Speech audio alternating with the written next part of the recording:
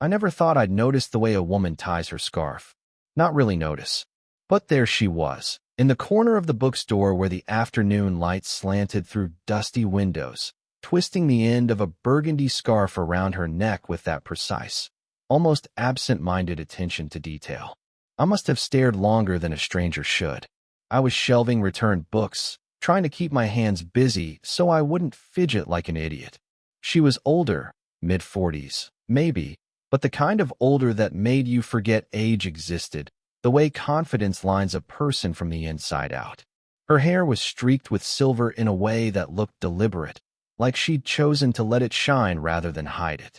She glanced up, caught me watching, and instead of the polite nod or dismissal I expected, she gave a small, almost imperceptible smile. Not flirty, not teasing, just acknowledging. "I'm sorry," I said, fumbling with a stack of books, my hands trembling slightly. "I didn't." "It's fine," she said softly, and there was something in her tone, a kind of gentle amusement, that made me want to apologize again, for no reason at all. She adjusted a stack of novels on the shelf, her movements deliberate, quiet, the kind of casual grace that makes you realize she's fully aware of the space she occupies and maybe even enjoys it. I tried to focus on my work, reshelving, cataloging, but every so often, my gaze wandered back to her, and each time it met hers, I felt a small, electric pause between us. Nothing dramatic, nothing anyone would notice, just an almost imperceptible holding of breath. She picked up a book, Murakami, of all things, and flipped it open with a soft sigh. "You ever read him?" she asked, not really looking at me. Yeah, a little," I said. My voice sounded too loud in the quiet room, or maybe it just sounded loud to me. I caught her glance again, and she raised one eyebrow, almost teasing, though the corners of her mouth stayed soft, unreadable. She moved closer to the counter to check a title. Our hands brushed over the edge of the table. I froze, my fingers lingering just a fraction too long. She didn't pull away, just continued, flipping the book's pages as if nothing had happened. But it had, at least for me.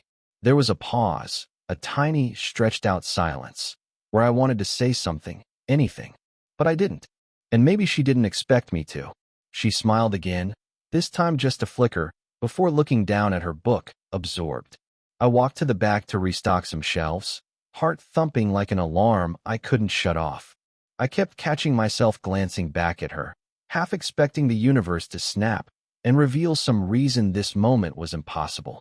But there she was, reading quietly, the scarf now untwisting itself as she tucked it into her coat, completely unaware, or maybe perfectly aware, of the way I was unraveling inside. By the time my shift ended, I knew two things. I didn't know her name, and I couldn't stop thinking about the way her eyes seemed to hold more than just what was in front of her. That tiny, electric pause, that almost touch, had planted itself somewhere I didn't know how to reach. And as I walked out into the fading sunlight, I realized I might never stop noticing. The next day, I found myself back at the bookstore, somehow hoping she'd be there again. She was crouched behind the counter, untangling a mess of receipts. I didn't know why I stayed a little too long in the doorway, just watching her. She looked up when I cleared my throat, and for a fraction of a second, her guard dropped, just enough for me to notice the slight tremor in her fingers as she folded the papers. "Hey," I said softly. "Do you need help?" She hesitated. The pause was long enough to make me realize that maybe she didn't trust me, or maybe she didn't trust herself around someone like me. Finally, she nodded, just barely. "If you don't mind, these piles are a mess." I knelt beside her, sorting papers into neat stacks, trying not to glance too often at the way her hair fell across her face when she bent down. She caught me staring once, and her eyes flicked up to mine quickly, then away. The faintest shadow of a smile touched her lips, but it didn't reach her eyes.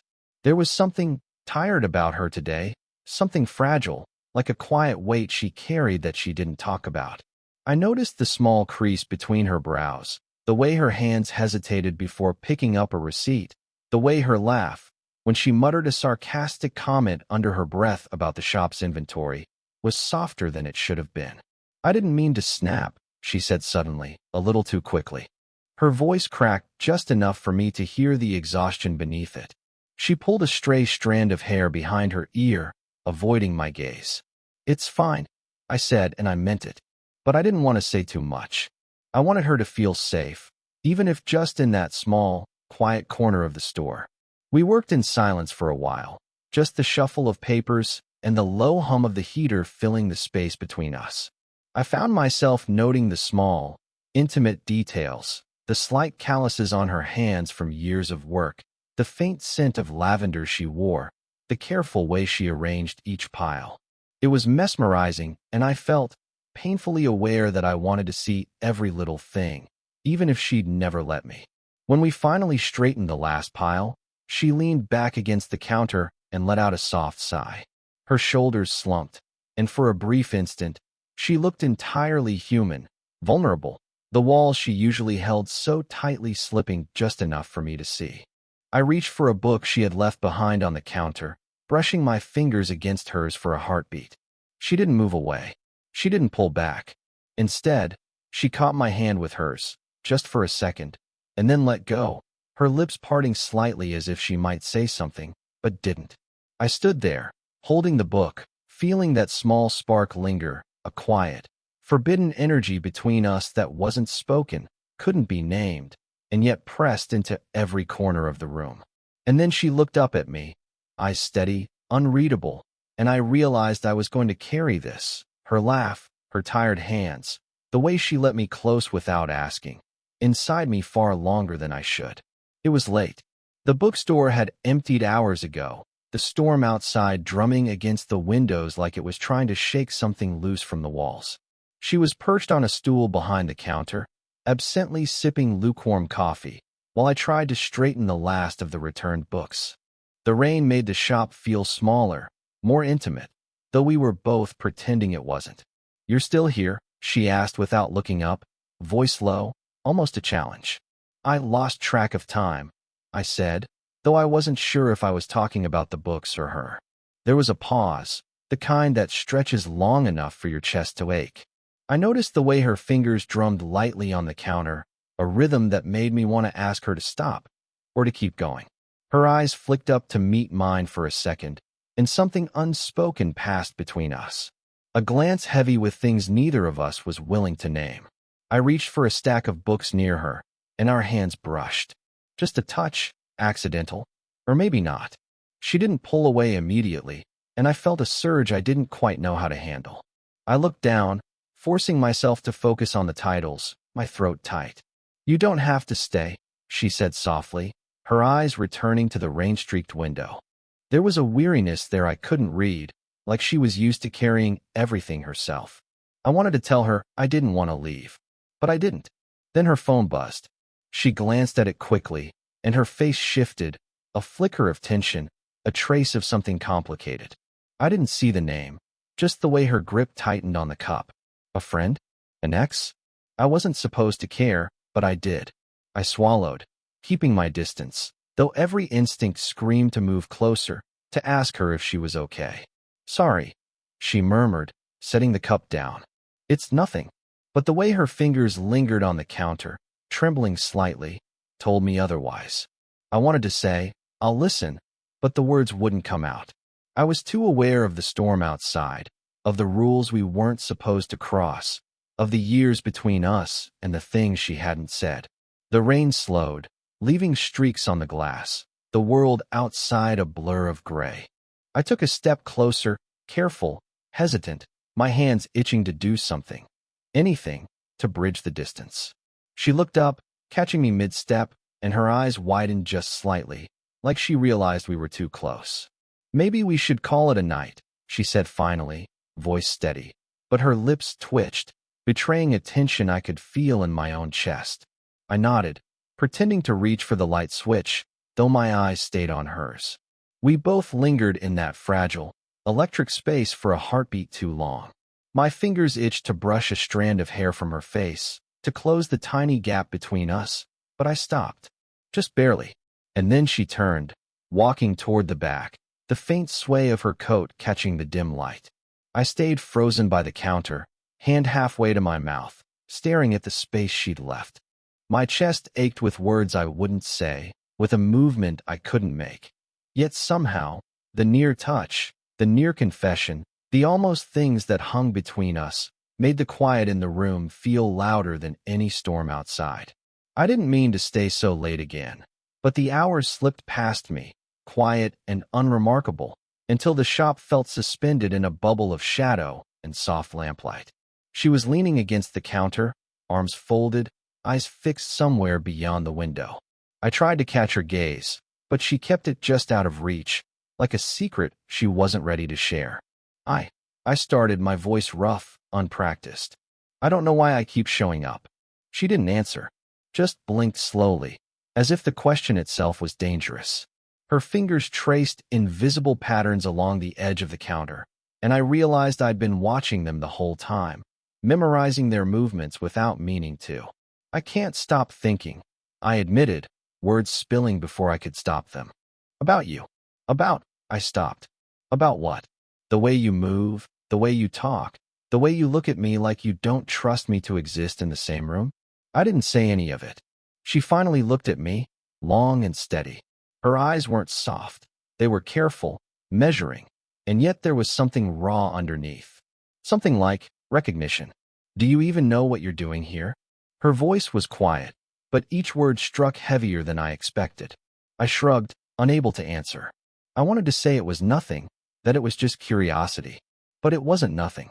I wanted to reach out, to bridge the distance, but my hand stayed in my lap. Useless. She took a slow step closer, close enough that I could see the faint creases around her eyes, the subtle tension in her jaw. We can't keep pretending this is normal, she said. Her voice cracked slightly, though she swallowed it immediately. I don't know what this is. And I'm not sure you should either. The room felt impossibly quiet, the only sound the soft hum of the heater and the occasional click of rain against the window. I wanted to ask her to clarify, to explain, to tell me what I was missing, but the words felt too fragile, too dangerous. Instead, I just sat there, looking at her, trying to read what she wouldn't or couldn't say.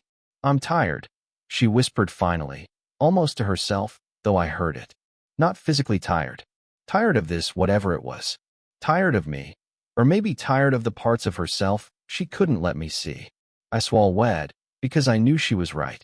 I was too caught up in the almost, in the maybe, in the small sparks that weren't allowed to exist. And yet, I couldn't leave. Not yet. She stepped back, creating space between us, a distance that felt like miles. Her eyes lingered on mine for a moment longer than necessary, and then she turned, moving toward the back, a soft exhale escaping her lips.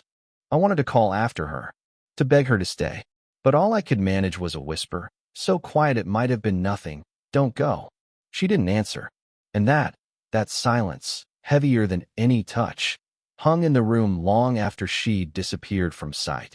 The next afternoon, I found her sitting in the small reading nook, a book open but unread on her lap.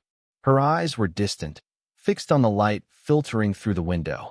I didn't want to interrupt, but something about her posture, the slight slump of her shoulders, the way her hands gripped the book, made me step closer. You ever lose someone? I asked quietly, almost afraid of the answer. She didn't respond at first, just traced a finger along the edge of the table. Her lips pressed together, a line of restraint I'd seen before but never fully understood.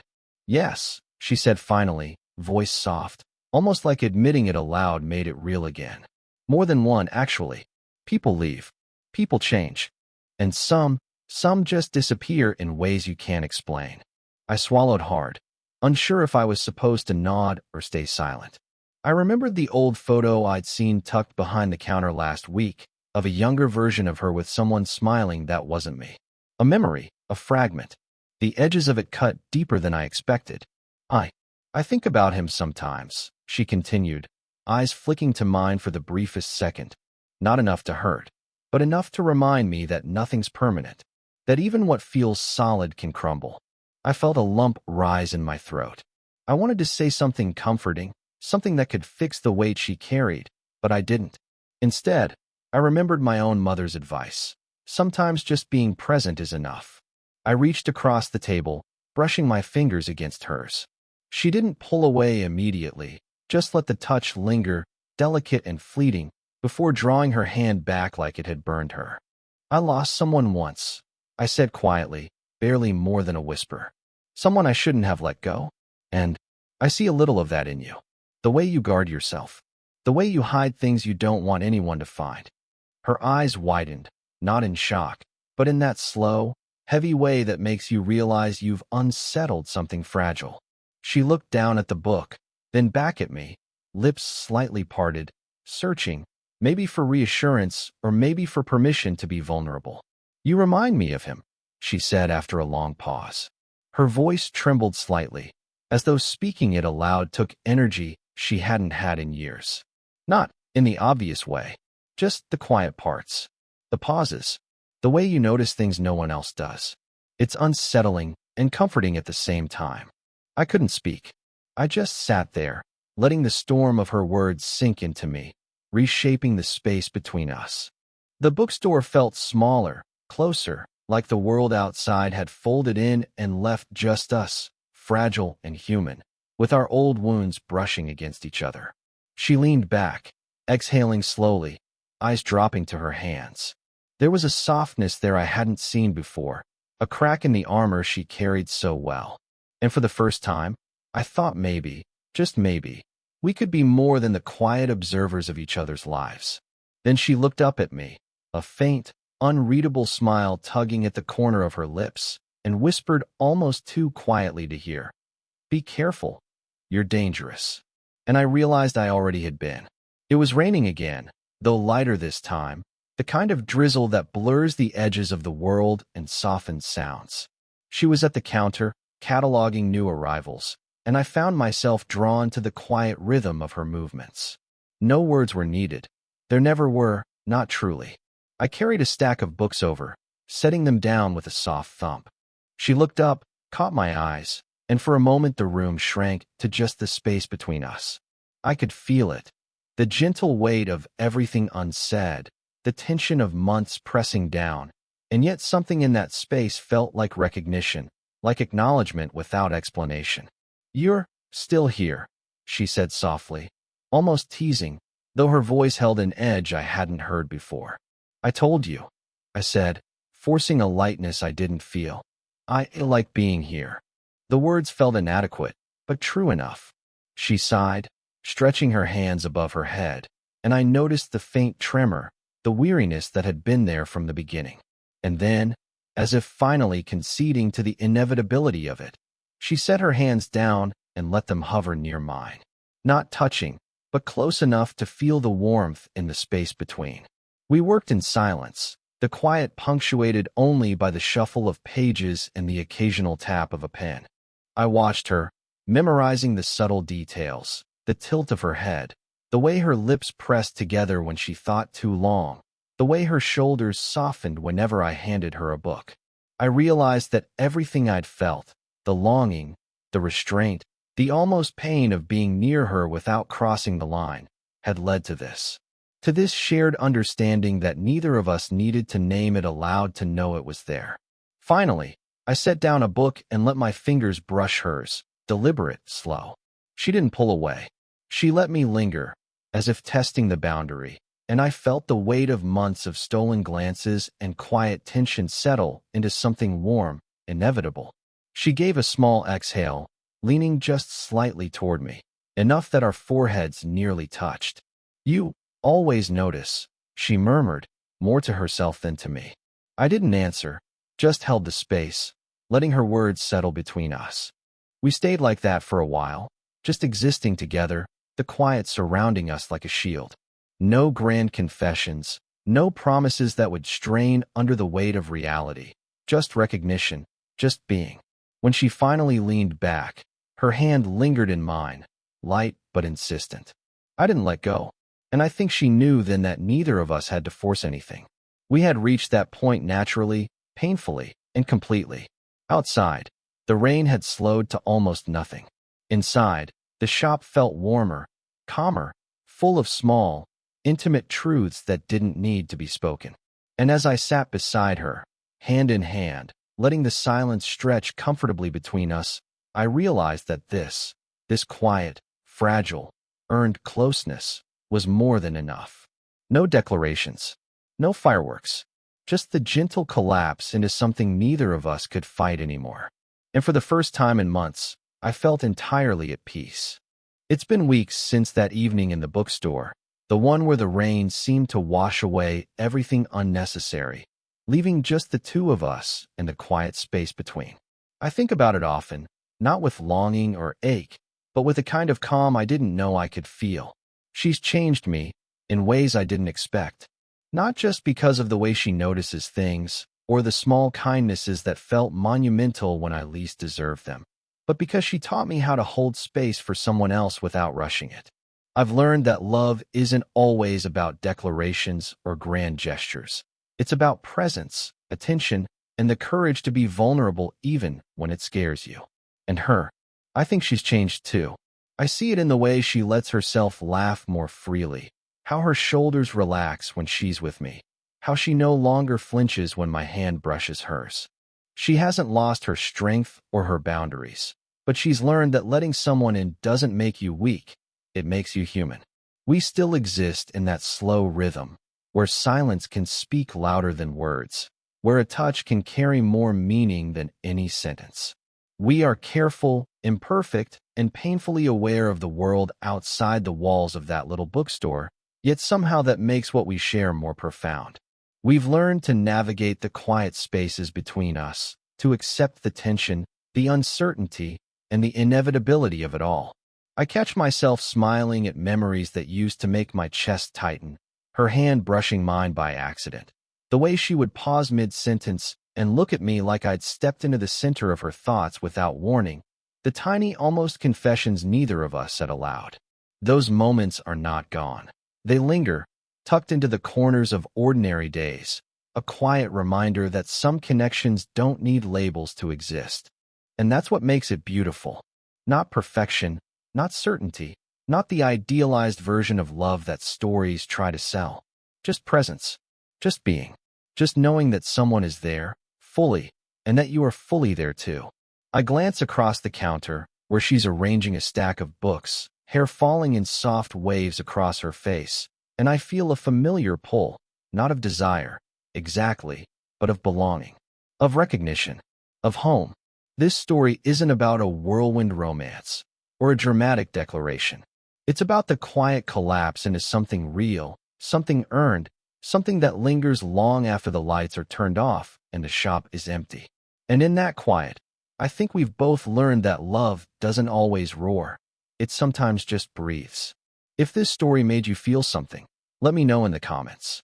Would you want more stories like this?